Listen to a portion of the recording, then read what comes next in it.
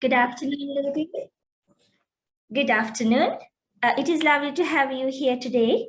My name is Ruwanthie. I am a mother of 3 beautiful babies, and I am a specialist pediatric speech and language therapist by profession. I'm currently based at Joseph Fraser Memorial Hospital in Colombo. I run my own clinic and manage a variety of speech disorders, language delay, speech delay, communication delays, swallowing issues, stammering due to a number of diagnoses such as hearing impairment, global developmental delay, syndromes, social communication difficulties such as autism, to name a few. Now, I wish we could do a really fun interactive session today, but I know with the lockdown in place, you need to get back to your work, your kids, and all the other things that you got to do on top of everything else. So I will try to keep this short and precise. You'll get loads and loads of information your way.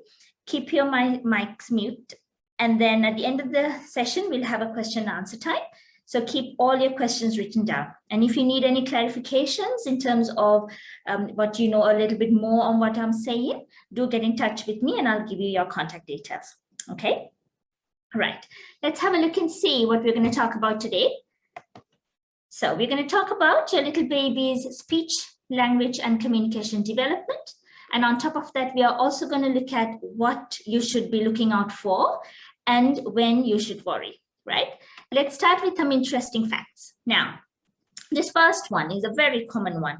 Boys talk later than girls. Now, if you've got grandparents at home, you will get, especially with a boy whose speech and language is delayed, you'll hear them say, oh, give the boy a break. He's a boy, he'll speak later. Now, the fact is, it is true that boys produce their first words and their sentences later than girls. So the little girls are chattier, right? They start early. 1 year, 10 months, 1 year, 11 months, they've got their first words out. Whereas the boys, they take slightly longer. But these differences are only a matter of a few months. So by the age of 2, both boys and girls should be on average language levels, right? So you've got a little boy who's about 2 years and 8 months. And if the grandparent says, look, boys speak later, so don't worry about it, there is no research to say that that statement is true. Okay, so their boys' first words and sentences are later than girls, yes, but by the age of 2, they all should be on average language levels. Let's go to the second one. More boys have language delay than girls. Again, this is true.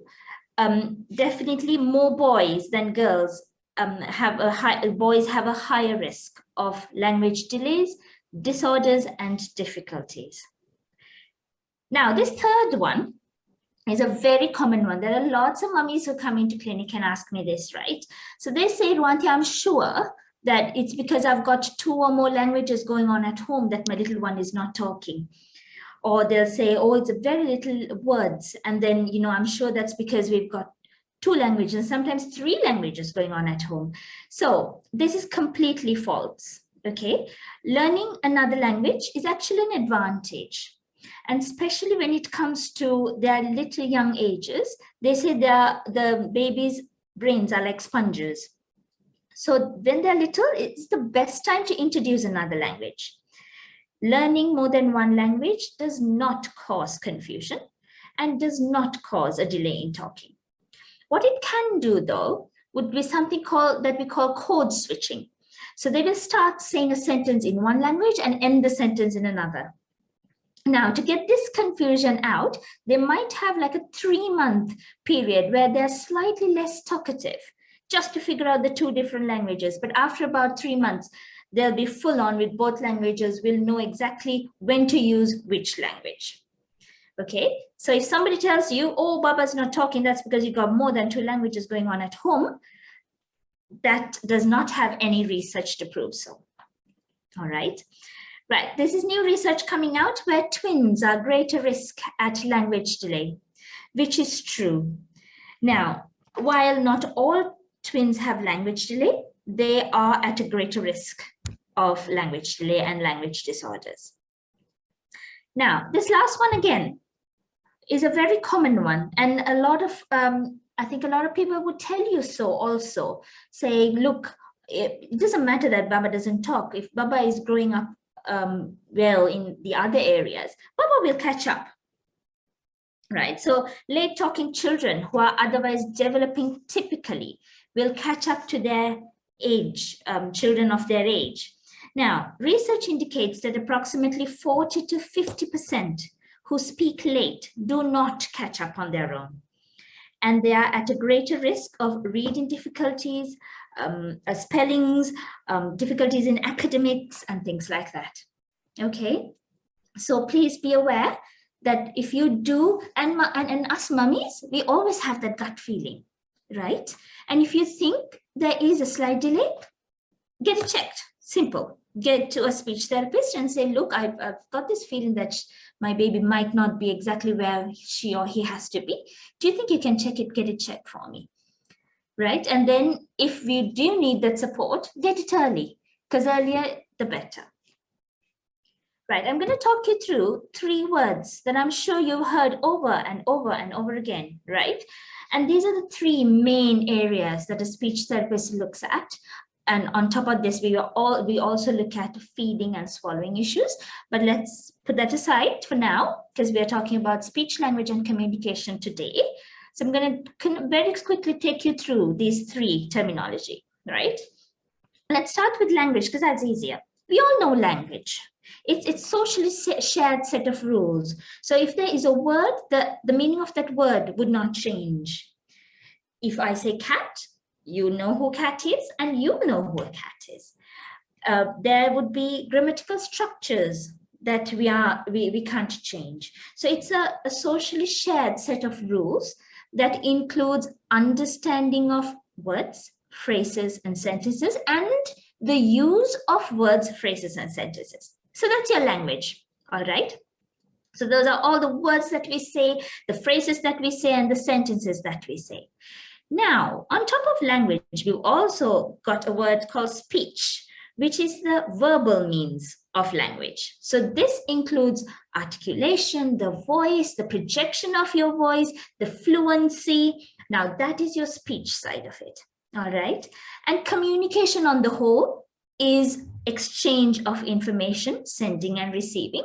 Of course, you don't need to have your language or your speech to communicate. You communicate through gesture, you communicate through facial expressions, pictures, you communicate through signs. So it's the means of sending and receiving information, but not necessarily do you need to have language. You can have all other means as well. All right. Now that you know these bits, let me talk you through one other very important one. This is actually a very important thing that one of the mummies asked me in clinic, right? Now, we've all heard that it's the first few years that are the most important years of a person's life, right? Now, why do we say this? It is because 75% to 90% of the brain development happens between birth and 5 years, right? Now, when I say brain development, that includes emotional development, social development, behavior, thinking, communication skills, language, and basic learning, right? They're all developed by the age 5, right? And then mummy actually asked me in clinic, now, Ruwanthie, does this mean that when the lockdown in place, with Corona being with us for almost 2 years, my baby is going to be delayed? Now, my answer to this question was this, right?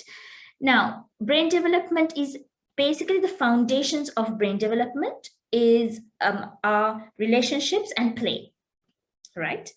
Now, through relationships, they learn whether the world is safe and secure, who loves them, what happens when I cry, what happens when I laugh, how do we behave in front of others.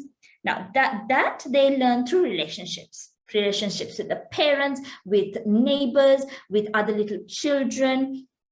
Now, on top of this, we've got play. That is the fun part, right? The fun activities, it gives the child the opportunity to explore. observe, experiment, problem solve. So it teaches them loads of other skills, right? Now, with Corona being with us, and especially those little babies, you know, like my third, who was born very close to 2020, right? A lot of them have been at home. I mean, honestly, I don't think my third has gone out more than 10 times, right? So what I would say is that when you can't get babies out, when the amount of opportunity to expose baby to different relationships and play would also get limited, and including the physical activity, right? So this would limit the development.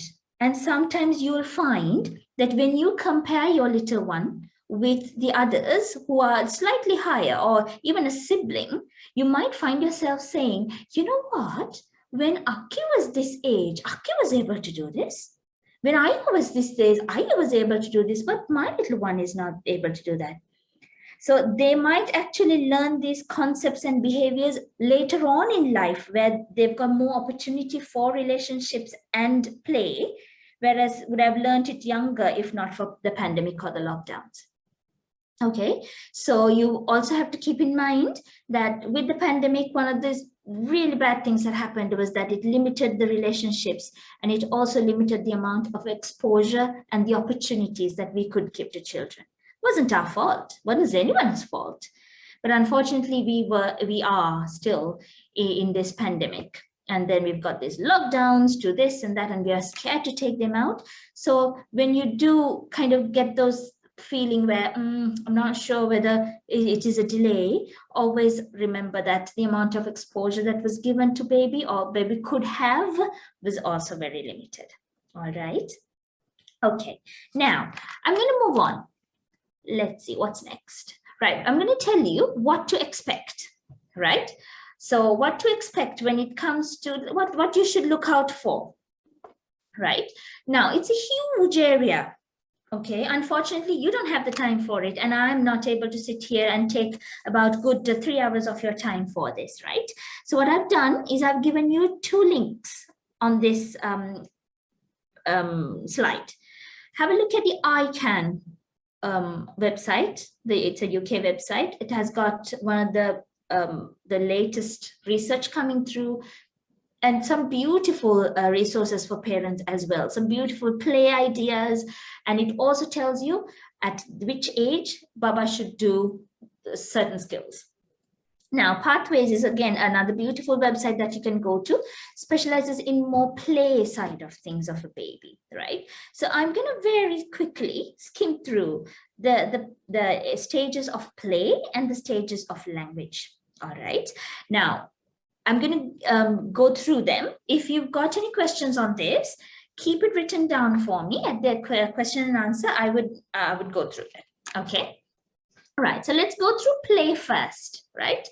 Now, from a baby that moves his or her legs and arms, who smiles back and coos by about the age 3 months, a baby turns out to be a solitary player by age 1. Now, what do I mean by solitary player?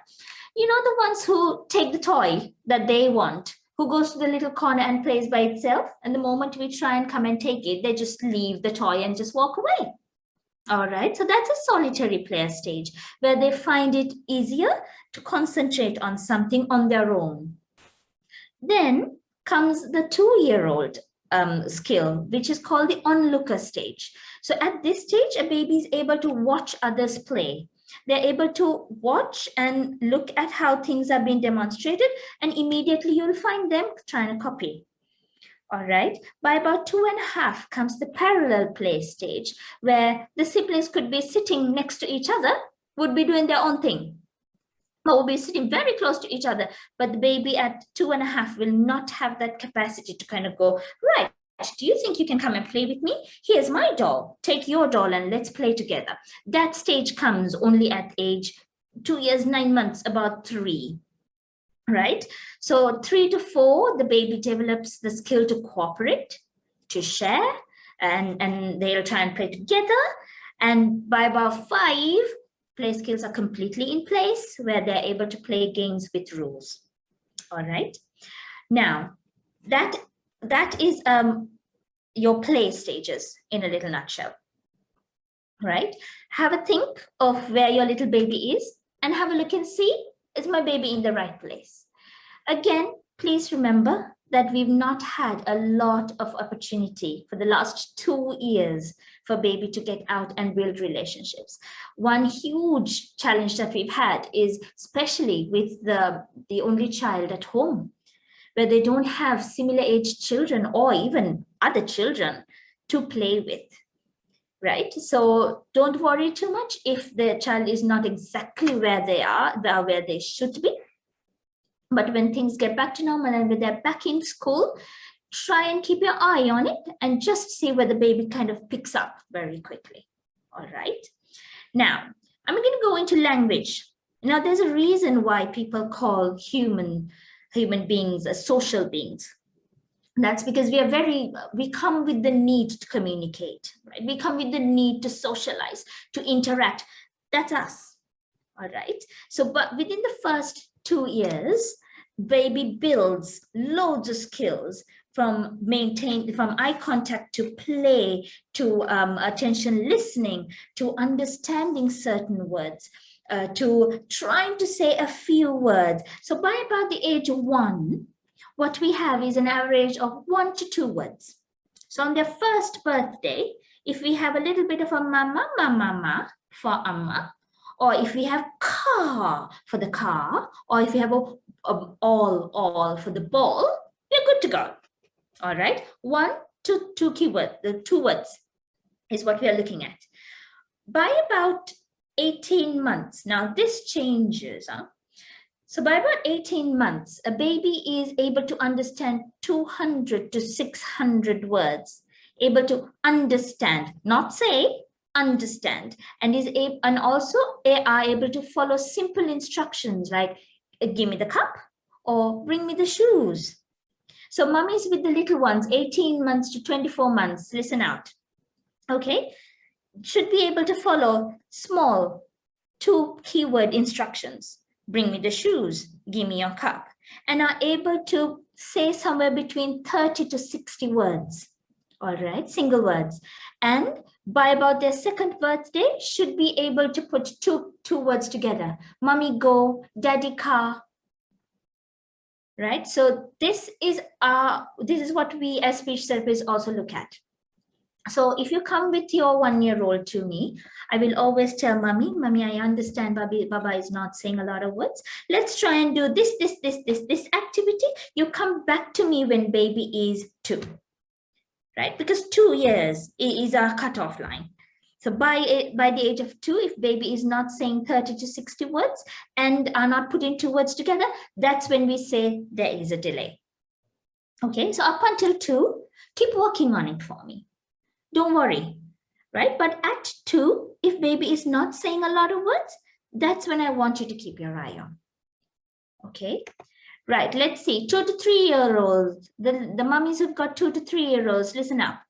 Right now, they're able to understand about 1,000 words, able to follow longer instructions, are able to answer simple questions, able to understand question forms and concepts. They ask simple questions like, who's that? Or where, Teddy? Then they are able to connect sentences, 3 to 4 word sentences, right? So they'll also have things like, Mommy, look, Baba fallen down. Mommy, listen, baby crying, things like that is what we are looking at. Okay, 3 to 4-year-olds, now they are able to listen and understand stories, sequences, make explanations and descriptions. So that's a lot of language. That's combining 3 to 4 sentences together, right? And when your baby is 5, we expect them to be very successful communicators. They're able to follow instructions with 2 to 3 parts in it. You know how we were in school, right? And they used to say, take your books, wash your hands, go sit down. Or get your lunch boxes, get into the queue, go to the lunchroom. 1, 2, 3 instructions given it at one point of time. Now a 5-year-old is able to do that on average, right? And are able to maintain a successful conversation with you.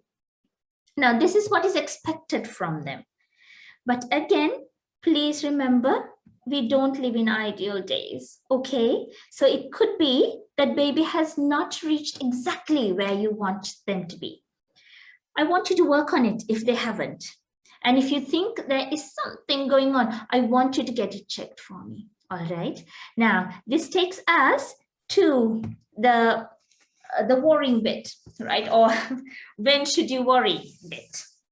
Now, a very common question asked from parents is Ms. Ruwanthie, should I worry? Right? Or my baby does this, this. What should I work on? Because I feel the baby is not right there. Right? Now on the handout here, so what I'm going to put on the screen here would be some ask yourself questions, right? And includes the terminology that you might come across in books and articles and things like that. The reason why I put it in here is because when you read this, you'll have the terminology to understand whatever that you're reading better, right? But today I'm going to talk to you in mummy language, right? The language you and I would use, or the phrases you and I would use to describe a delay or a disorder, right?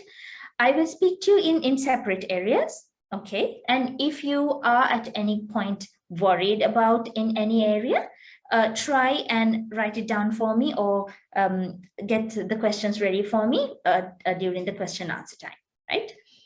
Right, we're going to talk about motivation or the need to communicate. Now, a lot of the parents who've got a little one with a delay or a disorder in their motivation to communicate this skill would tell me, oh, Ms. Ruwanthie, he's in his own little world all the time. Okay, and would tell me things like totally ignores me when others speak to him. He's very proud, Mr. Ruwanthie. He doesn't even, doesn't even look at them. Does not want to interact with the siblings, does not care when people come into the house. He just does his own thing. He's not interested in people. He's not a people person like the father, they would say most of the time. All right. And then communicators, they would say, oh, if he wants something though, there's no problem. He'll come and tell you, but only would communicate his needs. He tends to live in his own little bubble. Now, if you find yourself describing your little baby with these words that I've just told you, I want you to keep your eye on it. Okay. I want you to see when things come back to normal, whether these things will improve. If it doesn't, I want you to get it checked.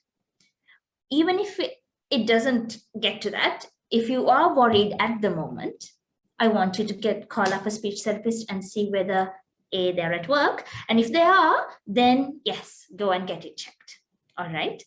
We're going to move on to attention and listening. Now, babies build and start improving in their attention and listening by the age 1. Even before 1, they love their little peekaboo games. They'll love their little very steady type of games. So attention listening starts to come through. And by about 2, a baby is able to sit down and do little small adult-led tasks with you. Right? Now, I've got to mention though, attention listening and online schooling, dear Lord, right? I don't blame the little ones. My 7-year-old finds it extremely difficult to concentrate on a screen. So I don't blame the 2-year-old who has to sit down there and look through and concentrate on a screen, okay? It is not very natural for the child to do, okay? And another part is that the screen is very small.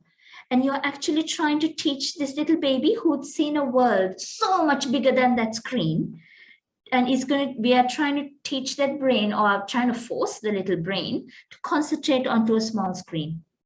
And as a baby, you can't do it.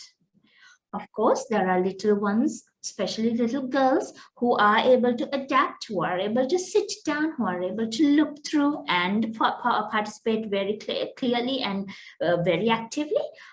I do agree, but there would also be those little ones who cannot do that.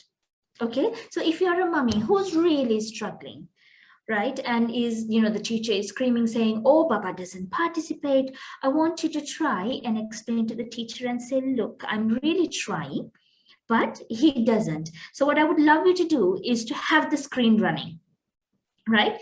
Let him be in the vicinity, but I want you to sit down and try and gather whatever that's being done.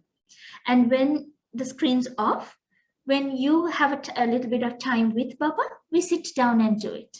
And then submit that work to the teacher and say, I couldn't do it in front of the screen because he refused to sit, but I've done it last night and here is the work. All right, so that's one way of tackling it. But mummies, I have to say that is one of the very challenging things and a very common thing that a lot of people are struggling with at the moment. All right. Now, with attention and listening, if you've got a disordered pattern, okay, now you'll find yourself saying, he only does what he wants, Mr. Ruwanthie. Even if I ask him to do something, I feel like he can't focus on what I'm saying to him. He just does what he wants. He's always on the go, go, go. He can't sit. He's not able to sit down. He's not able to do a little bit of work with me. So especially by the age 3, babies are able to sit down and do a little bit of coloring. Babies are able to sit down for a book. Okay, so if you find yourself describing your 4-year-old like this to me, then I want you to keep your eye on it for me. Okay, if you tell me, oh, he gets bored with toys and cannot play with one toy for too long. He moves from one activity to the other very quickly because he gets bored. He's very stubborn, or he's his way or no way type of personality, or a very hyperactive personality. If you're using words like that to describe your little one, I want you to keep your eye on it for me. Okay, difficult times, they are frustrated because they can't go out, and they are, most of us really lock them inside, right? And frustration levels are quite high, and I'm sure even if they can't explain it to us, anxiety levels are quite high because they don't understand what's going on fully, and they do know the word corona, I'm sure, right? But they might not know that this is why we are not going out, and this is why we can't go to school. This is why we're not meeting friends. So keep that in mind also. With that comes a fair share of being little my way, the way I want it done too. But if you feel that it is a slightly disordered pattern, then I want you to get that checked for me. All right. Right, we're going to move on to eye contact and turn taking. Now, these 2 skills are usually in place by the age 2. All right. So if you explain to me saying that rarely looks at me in the eye, Mr. Ruwanthie, doesn't look at me when I say his name. He doesn't look at me when I'm talking to him, or he doesn't look at me to communicate. So sometimes, most of the time when they go, please, most of the time they would look in your eyes. Okay, always looks away when they answers, or he's always doing his own thing the way he wants it. He grabs and cries and puts a lot of tantrums. If you explain your child to me like that, I want you to keep your eye on it for me. There are lots of beautiful little activities that is being given on the ICANN website for eye contact and turn taking. I want you to try and do them for me, okay? Take 5 minutes and try and do them and see whether it improves. If it does, please don't worry. But if it doesn't, and if you feel there's a slight disordered pattern going on, I want you to keep an eye on it for me, all right? Right, we're going to look at play. Now, again, with play, my child does not like toys, Mr. Ruwanthie. He's a more of a physical boy. He likes to climb. He likes to walk. He likes to roll around. Doesn't like toys. He only likes cars, Mr. Ruwanthie. He just likes to roll the wheels round and round and round and watch them, right? Or another very common one that I get is that he loves patterns, Mr. Ruwanthie. He tends to touch the curvy things that are there, or the things that go again, the circles that are there. He likes textures, but does not like toys. And he always puts the toys in the mouth. If you're telling me a 4-year-old does that, I would keep my eyes open for that, all right, on that.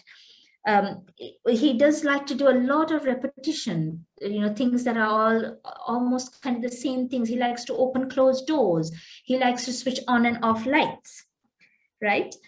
He likes to put everything in a perfect line. So even if I give biscuits, Mr. Ruwanthie, the line, it would be perfect little line. And if one of them go wrong, he get very upset. So if you do describe your child like that to me, I want you to keep an eye depending on one major information, right? Like, listen to this.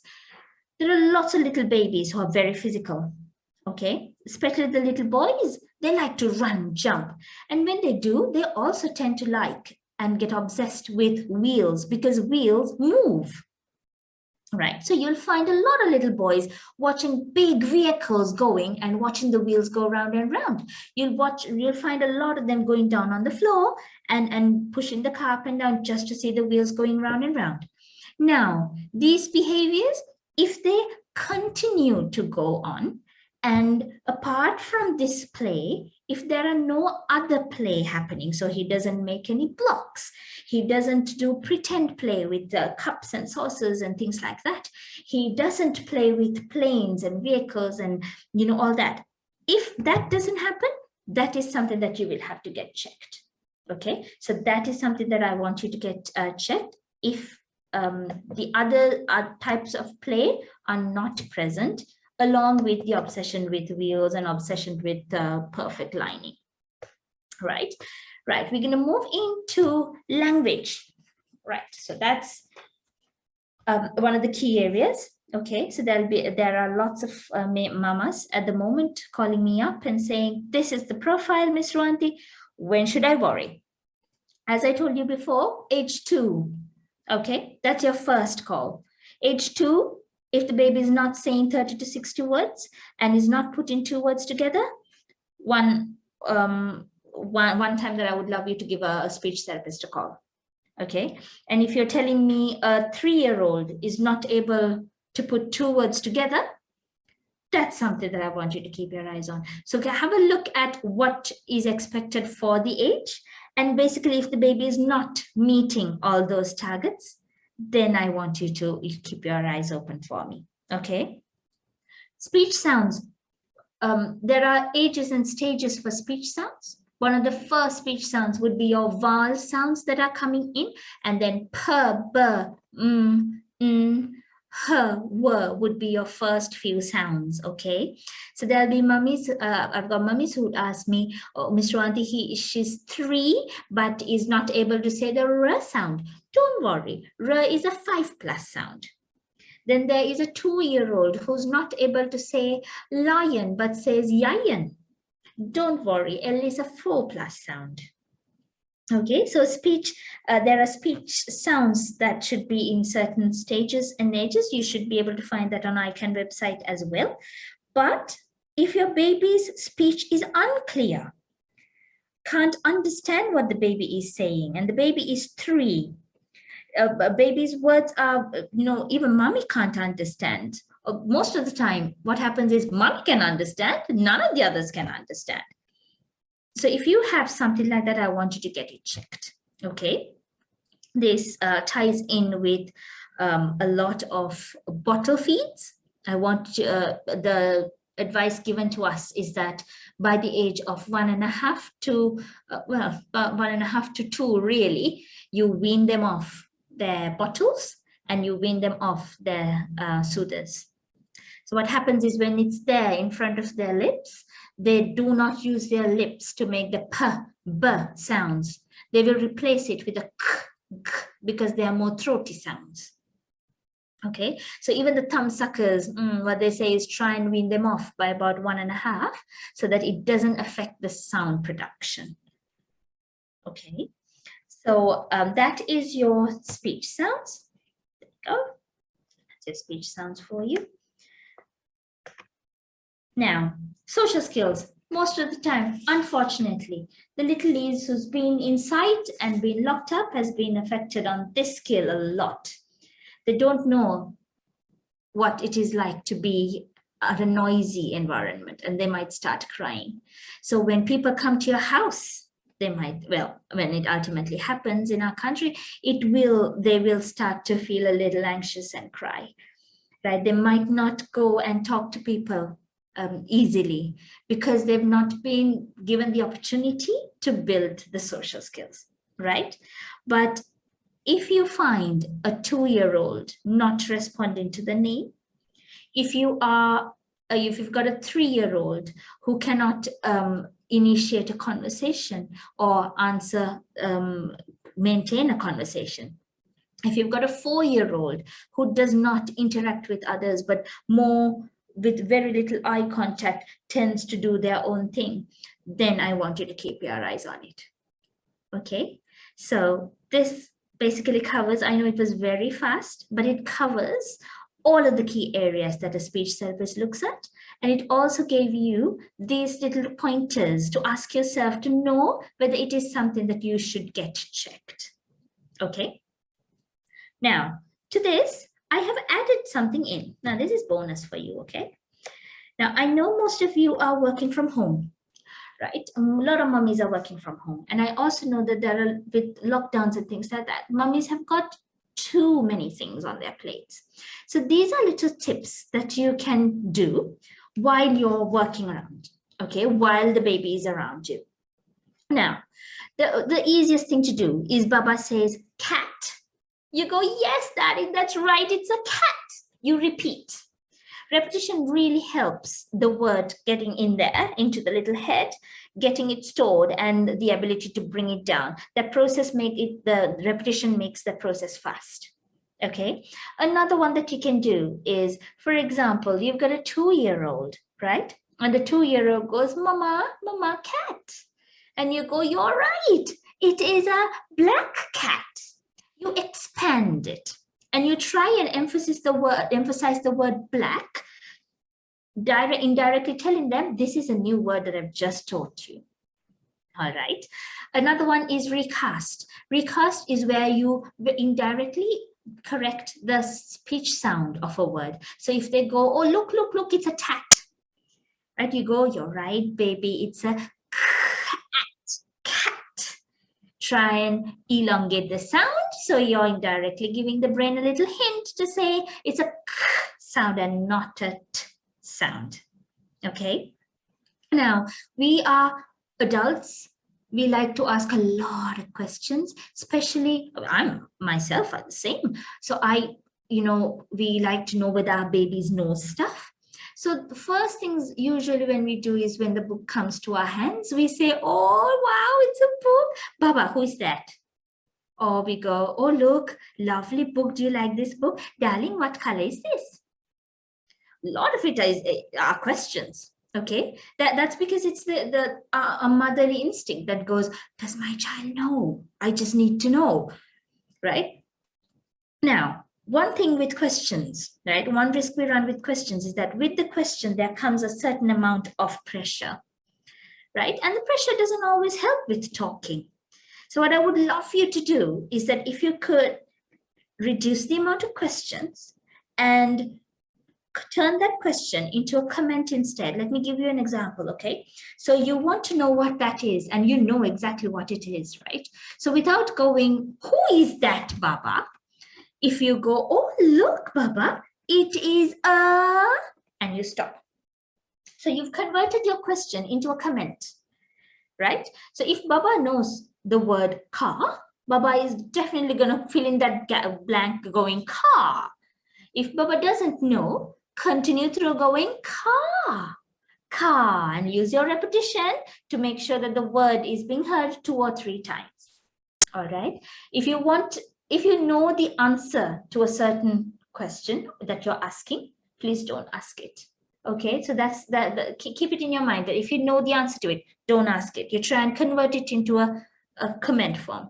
But of course, you'll need to ask the questions for what happened if you didn't see what happened, or who came in, or who was on at the door. So if you do need to ask questions to gain information, by all means do. But if you're trying to, especially with books, if you're trying to do a little bit of a language activity, always try and put it into a phrase form rather than a question form. Okay, so even if it's colors, we can say, oh, let's look at the colors. The cat is black and the car is, stop to say whether Baba would say red. Okay, so another one that we can do is name as you go. Now, name as you go is something that we advise a lot of the working mummies to do while traveling and also while you're at home, where you point out to certain things and you say the word for that object 2 to 3 times. If baby is holding something, so for example, baby is holding the doll and you say, doll, doll, hi doll. Say the word over and over, but just point and name, okay? Keep the language short, keep the language in a level maximum, I would say, somewhere like 3 to 4 keywords. I'll tell you what happens when we use longer instructions, right? So this has happened to me also. So take an example. Your 2-year-old is playing with a car. And you turn around and you call out the name and you say, it's getting really late. Look at the time, it's already 6 o'clock. Why don't we have some lunch? No, I'll tell you what, we'll have a bath first. We'll have bath first and then have some dinner. And then we can watch a bit of TV. And then my 2-year-old will look at me and then turn the head away and go, I've got no idea what you just said. Because remember, in our list of what to expect, the baby is able to understand 2 to 3 keywords by the age of 2. So I've told him about 100 keywords. Okay, so when you do speak, keep that in mind. And if you want Baba to have a bath, you just go, Ayan, time for a bath. Ayan, sit down, dinner. Try and keep it short. And I assure you, the amount of cooperation that you're going to get is 1,000 times more. Okay, and another big tip for you is that always gain their attention. Their attention is one of those things that get obsessed with, especially with toys that they really like. Okay, so if you call out the name, sometimes it might not work.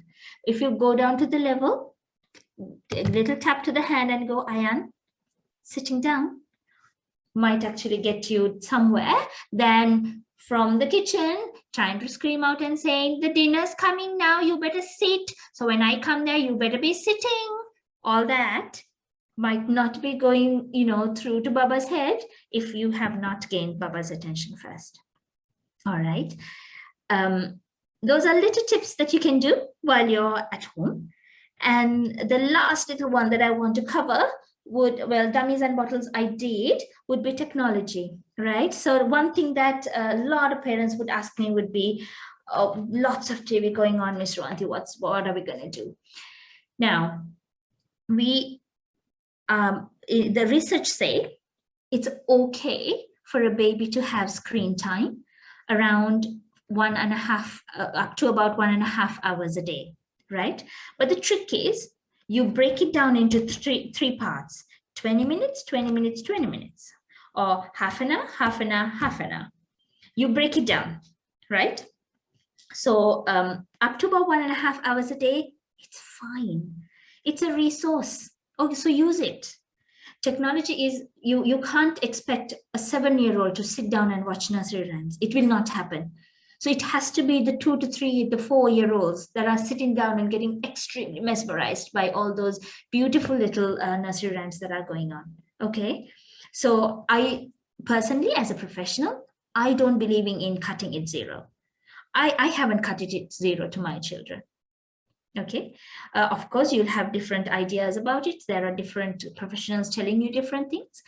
But my opinion is that research say 1.5 hours a day is fine. So let's break it down into 3 different slots and get Baba in there. Okay, it would be great if you can sit in with them, and if you can just go, if it's Old MacDonald going, you just go cow, cat, and just give it a little bit of a human touch, just name as you go while they're watching it. But that research was done in an ideal world. When schools were open, daycares were open, they could go to their grandparents, they could play with the children down the lane. Okay, but now we live in very different times. We've never experienced this. All of us are getting first-hand experience here. And if TV sometimes is the only way forward, I would say I would choose TV against my sanity. Okay, so don't stress out a lot on TV times. I know it is increased. It is increased and in my house, because sometimes that is the only way. All right, but try and find some age appropriate, very timely kind of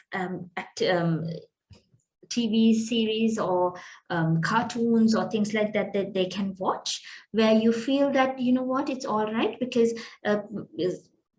channel programs like Blippi has a lot of words coming out. Then things like there's a signing program, I can't remember exactly the name, sorry mummies. Mr. Tumble is again a beautiful one that brings out a lot of words out. So find little programs that you can, but try and slot it into the day where the TV is not on all the time, where the screen is not given all the time. All right. So yeah, there we go. And I think we are, you know, you as mummies are doing really well, because it is very, very difficult times, right? Contact details are here. If you need to contact me, that is my number. I am in clinic. I am not in clinic these 10 up until Sunday, but I should be back from Monday. So let me know if you've got any questions or anything like that. All right. It is definitely question answer time. And then I've got something on the chat. Okay.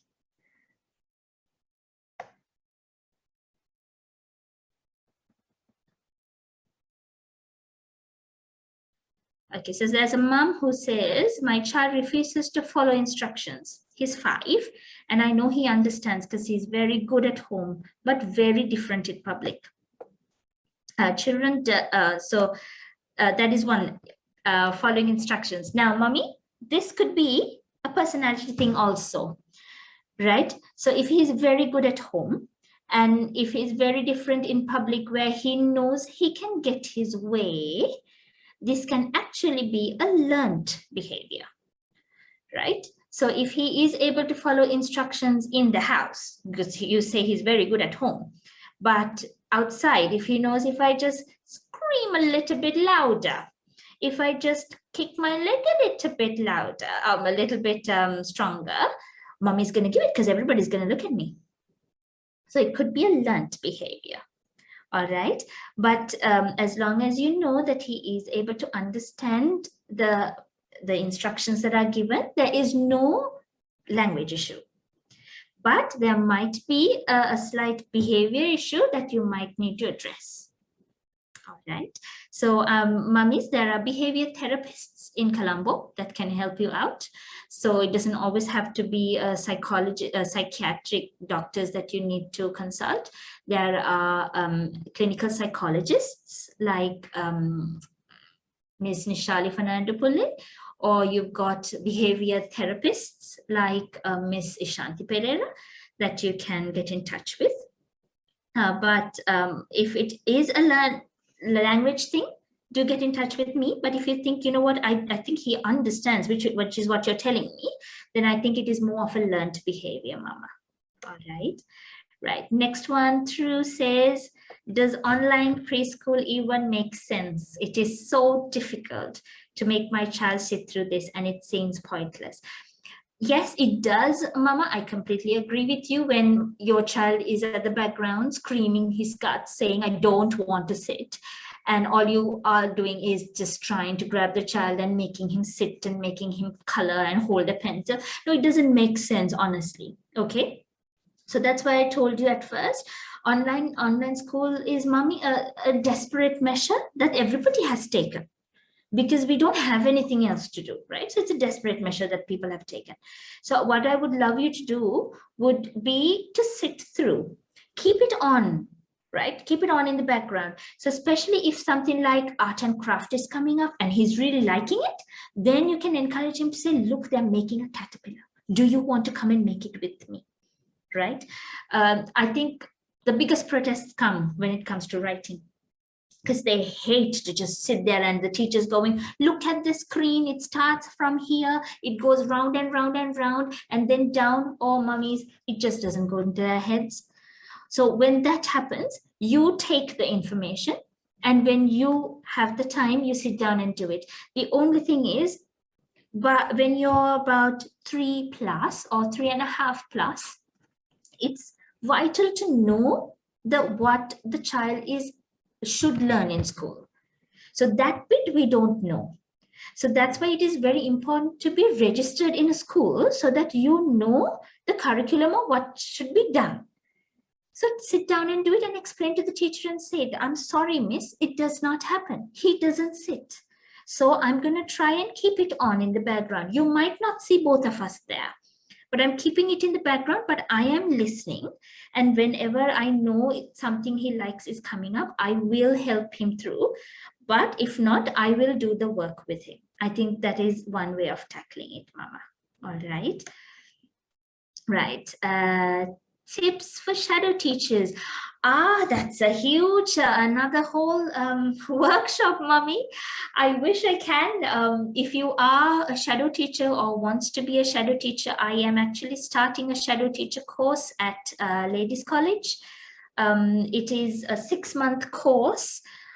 So any professional or any mummy who wants to work as a shadow teacher, like a part-time job, or even if it is to help your own little one out, that is something that we can look at. But if you've got a specific shadow teacher with you, Mama, and if you want a little bit more support with her, the best thing I always tell my little ones is that if they have a shadow teacher, I always bring the shadow teacher to my sessions.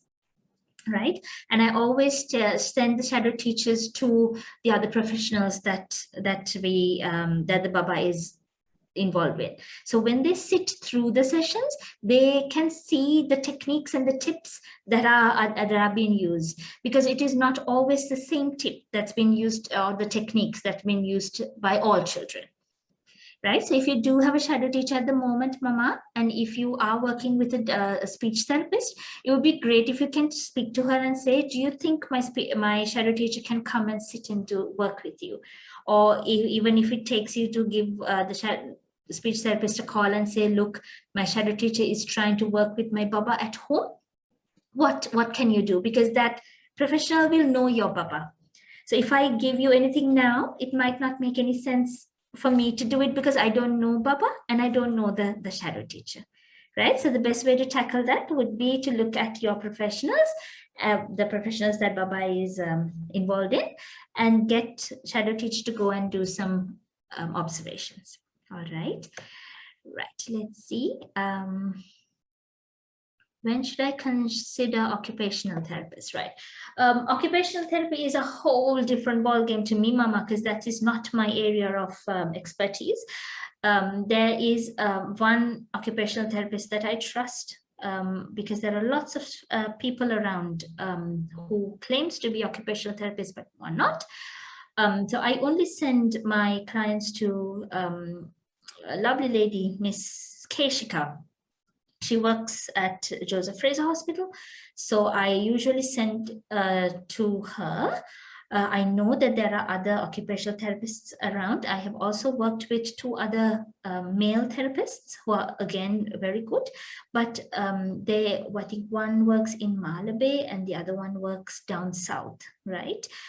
So considering occupational therapy would be if you've got any sensory needs, if Baba's got any sensory needs, if Baba's got a lot of the time toys go into the mouth, or Baba eats sand, Baba eats wood, furniture is being bitten, or Baba flaps the hands, Baba turns around and twists, or shouts and screams, or drops things on the floor on purpose just to listen to sounds coming through.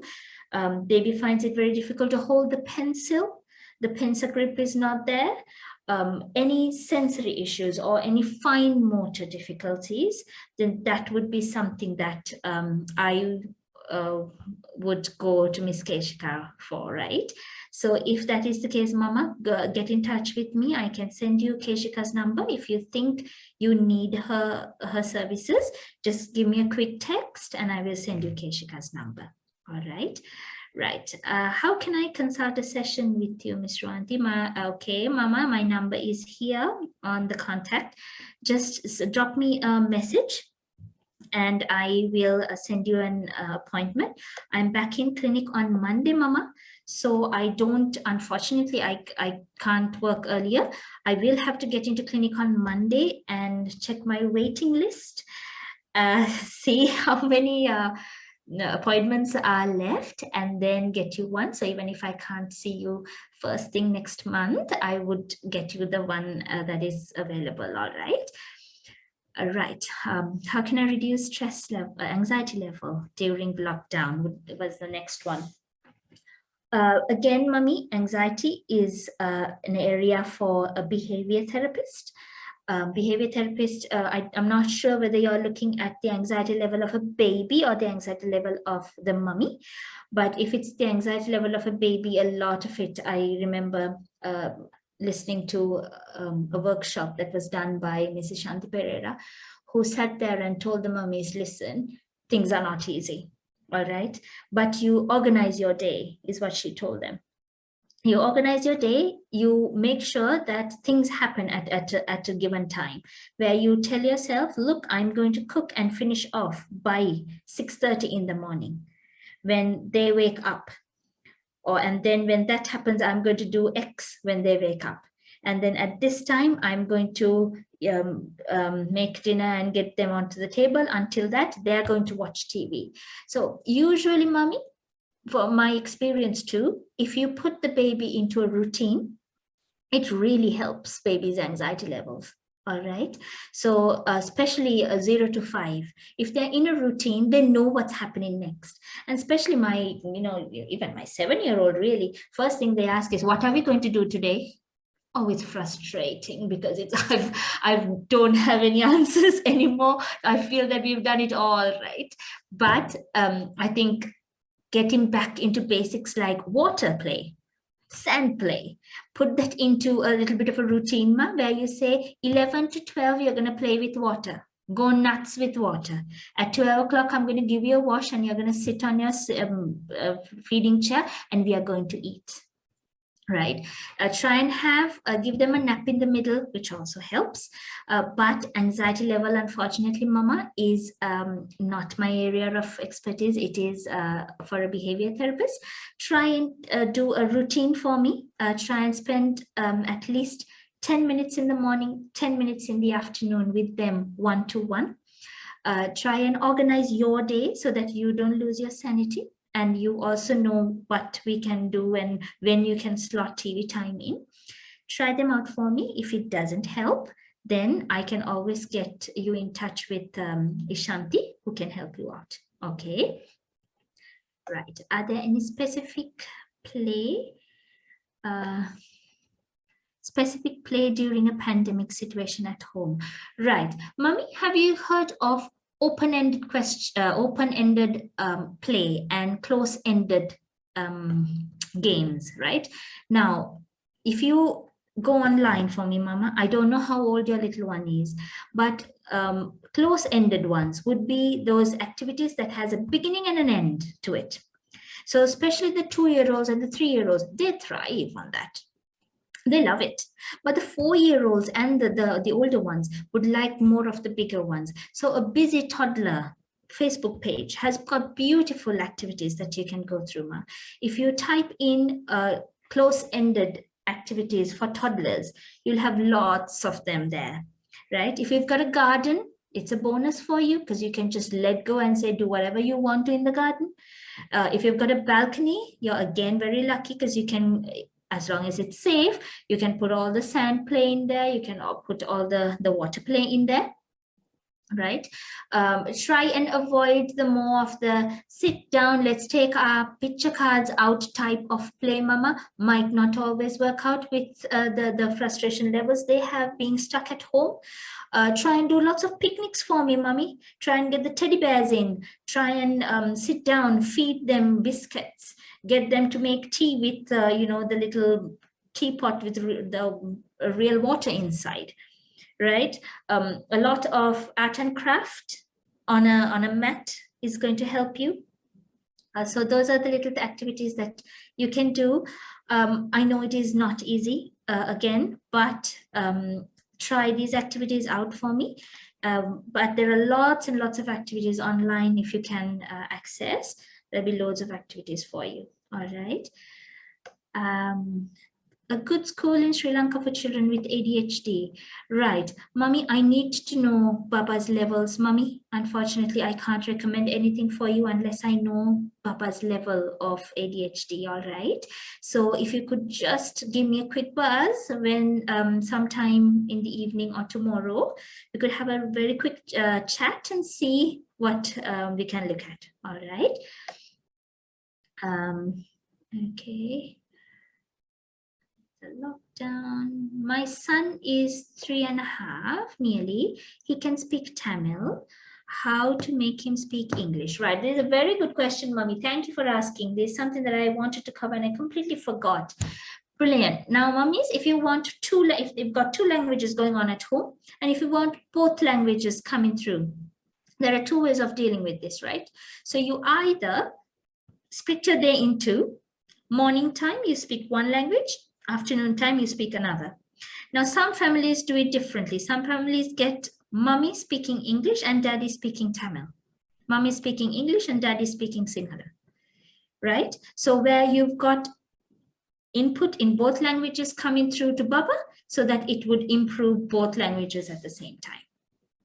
All right. So even reading books, one day would be Tamil books and the next day would be Sinhala books or English books. So whatever the language that you're tackling with, try and do that so that you keep balancing the input that you're giving to the baby with both languages. All right. My son is 2 years and 4 months. He's still stuttering. Stuttering, mummy. Is hold on. Even single words is incomplete. 2 years and 4 months. If you've got a stammer, if that's what you're trying to say, because stutter means a stammer too, so same meaning. If there's a stammer coming through, mama, I want you to get it checked because we've got a little technique called lidcom that we start by the age of 2. Even the single words are incomplete. So I'm not 100% sure whether you're talking about a stammer or a speech delay, that certain words are not being pronounced properly. But whatever it is, it would be great. No huge rush or any worry, but I would like you to get it checked so that if there is something that you can work on, mama, we can work on that. All right.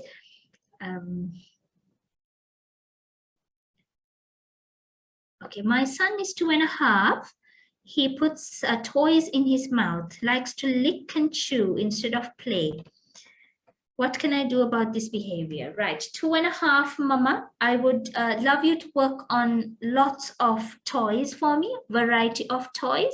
So we've got the construction toys like your the blocks and the puzzles. We've got sensory toys like your water play, your sand play. Those push down toys that got lights in it, that's got sound on it, right? Then you've got the other the symbolic play side of it, where you play with trucks and cars, and you get the dump truck and get the soil to the other site, and where you play with cups and saucers, where you feed and make mix and all that. So try and play with a variety of toys, and if all of it goes in the mouth, all right. Again, no huge rush, but if all of them goes in the mouth and does not play with the toys, I want you to get it checked, ma. Right? I would love you to get to Miss Keshika for a sensory one, just to see whether it's a sensory element that we are looking at. So if she looks at it and goes, no, it's not a sensory element, it is actually a delay in play, then she would refer you on to a speech therapist. All right. So first, try and work on it for me. Try and work with a variety of toys for me. But instead of playing, still the behavior continues where everything goes in the mouth. Then I want you to get that check for me. All right. Let's see. My son is 2 years and 4 months. Oh, I told this, I think. Okay. Okay, my boy is 3 years, 3 months. Do I need to put him to a preschool now, as no physical school is not done? Are there any ways of educating him for now?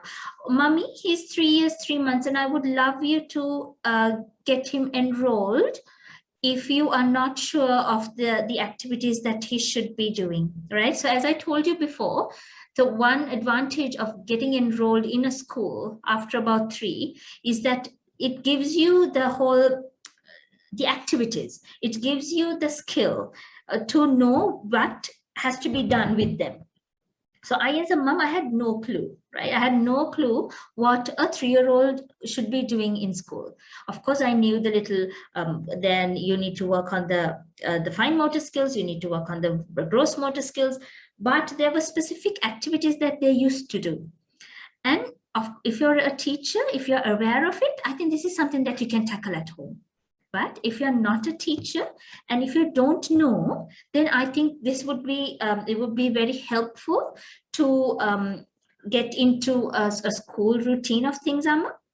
And also that routine of sitting, listening to somebody else, following someone else's lead, following, starting to do some pre-writing. Where can you start? How can you start? Doing the phonetic sounds. How can you start? Where can you start? All those you will get directed if you are in a school setting, right? So I would say 3.5, Mama, we think of getting baby in. All right, but at least, I mean, even if there's no physical school, at least you will have an idea of what you can do at home. Okay, right.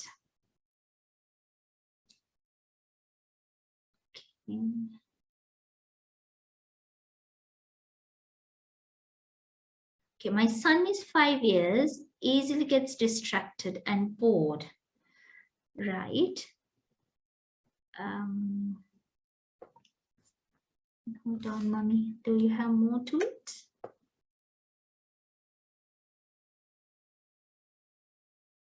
Okay, so this mommy says my son is 5 and easily gets distracted and bored. Mommy, even an 8-year-old, a 13-year-old is very easily distracted and bored. All right. Right, I'll tell you something, right? I want you to go and see whether this works.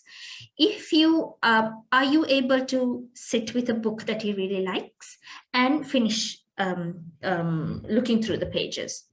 Are you able to say a small story and is he able to sit through? Are you able to do an art and craft activity until the end? Are you able to sit down and do a little bit of pencil work with him? If the answers to these are yes, I don't want you to worry. Okay, but if the answers to this is a no, that, Miss Ruwanthie, he just does, he scribbles a little bit and runs away, right? When it's coloring, or when he's doing an art and craft, he'll do one little, he'll put a little bit of wool on the rabbit that we are making, and then he'll run away. So those would be something that I want you to keep your eyes on and get that quickly checked, get it checked, Mama, if you think it is the answer to the questions I just told you is a no, okay? Okay, so my son is 2 years and 2.5 years old, and he was speaking well. And since 2 months, he started stammering, and we don't know why. We have been reading to him daily since 1.5 years. And how can I help him now? Right. Okay. Mommy, if you, my first question to you would be whether you've got a history of stammerers in the house, whether mommy or daddy or anybody in your families are stammerers. And then looking at that, I will have to do a little bit more investigation, Mama, because Baba is now 2.5. I would like you to get that checked for me. Okay, Mommy? Right. Let's see.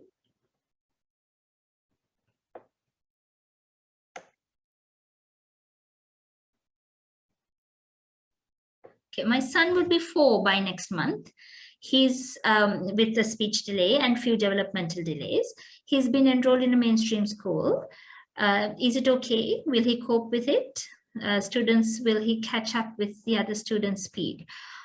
I wish I can give you a direct answer, Mommy, but unfortunately, I don't know your son and the levels, Mama. So I don't really know what kind of level we are looking at. Okay, so I think we will have to see. I think this is a question for your speech therapist, Mama. All right, if you could just get to your speech therapist and say, look, is there any way you can try and tell me whether this is the place for my Baba, whether Baba is able to do this alone without a shadow teacher, will Baba catch up? Those would be a question for the professionals who are working with the baby, because unfortunately I don't know the baby. I can't answer that question. I'm sorry, Mama. Right. Right. I think we're going to wrap up. Okay. Thank you, everybody. You've got my contact details here, so if you want to get in touch, please do. But if not, thank you for listening, and stay safe.